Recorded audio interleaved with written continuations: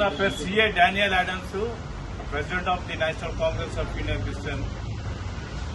మీ అందరూ తెలుసు ప్రవీణ్ పగడాలని ఇంత దారుణ హత్యాకాండు.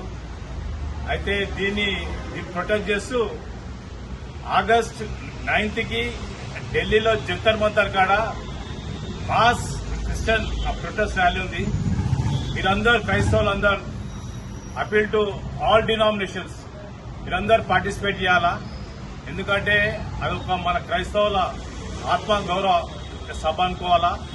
ఎందుకంటే ప్రవీణ్ పగడాల ఈ సంవత్సరం మార్చి 24th వైజాగ్ లో రాజమండ్రిలో దారుణ హత్యకు గురైండు.